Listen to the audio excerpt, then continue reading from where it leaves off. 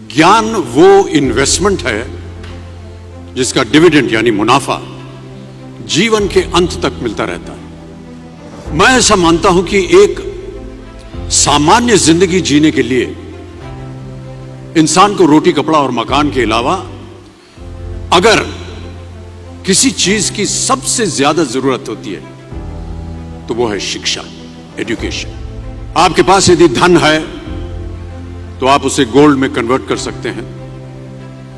धन हो या सोना, दोनों के कम होने का या खो जाने का डर हो सकता है, पर यही धन को अगर हम नॉलेज में कन्वर्ट करते हैं तो वो कभी कम नहीं होगा और ना ही उसकी चोरी हो सकती है।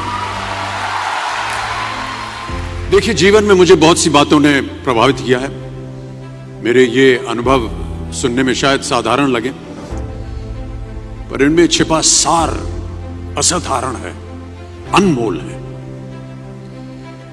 यदि मैं आपसे पूछूं कि सबसे शक्तिशाली व्यक्ति कौन है, सबसे शक्तिशाली व्यक्ति कौन है, तो कोई कहेगा कि जिसके पास पावर है, वेपन्स हैं, शस्त्र है, धन है, किसी देश का राजा या किसी सल्तनत का वारिस है। मेरा ऐसा मानना है कि वेपन्स, मनी किसी को पावरफुल नहीं बनाते, या अगर बनाते भी हैं तो कुछ समय के लिए ही बना पाते। दौलत आज होगी, कल नहीं। शस्त्र का ज्ञान तभी तक काम आएगा जब तक वो शस्त्र चल सकता है। Once it is used it becomes absolute. पर शास्त्र का ज्ञान कभी नहीं रुकता। Knowledge can never be obsolete. शास्त्र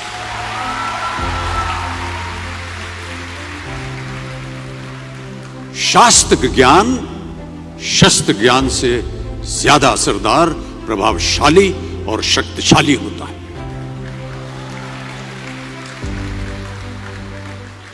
अब देखिए, एक राजा ने कितने राज्यों पर विजय प्राप्त की, कौन कौन से शस्त्रों का इस्तेमाल किया, कितने सैनिक थे, यह शायद आपको याद न हो,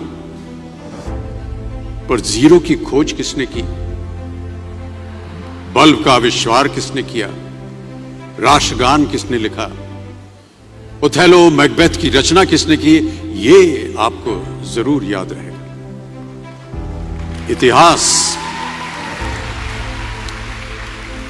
इतिहास गवाह है कि एक राजा अपनी शक्ति के बल पर केवल वहीं तक पूजा जाता है जहां तक उसका साम्राज्य फैला होता है।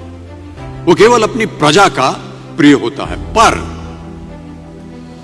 अपने ज्ञान की कीर्ति फैलाने वाले Albert Einstein, William Shakespeare, Rabindranath Tagore सिर्फ अपनी जन्मभूमि में ही नहीं बल्कि पूरे विश्व में पूजे जाते हैं। संपूर्ण मानव जाति के लिए वो प्रेरणा स्रोत बनते हैं। ज्ञान का धनी व्यक्ति हमेशा ही सम्मान और आदर योग्य होता है, क्योंकि ज्ञान वो कवच है, वो शील्ड है जो आपके जीवन में आने वाली कठिनाइयों से आपकी रक्षा करेगा। फिर किसी भी शस्त्र की आपको आवश्यकता नहीं होगी। दो चीजें इंसान यदि अपने जीवन में एक बार सीख लेता है तो वो उसे कभी भूलता नहीं। एक है तैरना, स्विमिंग, दूसरा है साइकिल चलाना।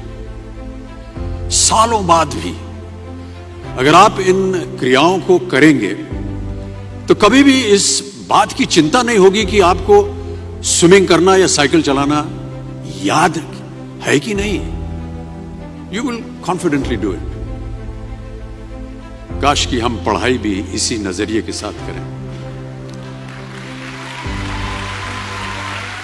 that when you will chase knowledge, numbers will always follow. देखिए, महाभारत में जब गुरु द्रोणाचार्य ने एकलव्य को अपना शिष्य मानने से और अपने गुरुकुल में लाने से इनकार कर दिया था, तो एकलव्य ने क्या किया, अपने गुरु की प्रतिमा, एक मूर्ति बनाई और केवल उस मूर्ति से प्रेरणा लेकर ही धनुर्विद्या सीखने में वही सफलता प्राप्त की जो बाकी योद्धाओं को द्रोणाचार्य के गुरुकुल में रहकर हुई। उस प्रतिमा के रूप में एकलव्य को हमेशा अपने गुरु के पास रहने का एहसास था। और जब गुरु साथ में हो तो सफलता हासिल करने से आपको कोई भी नहीं रोक सकता है।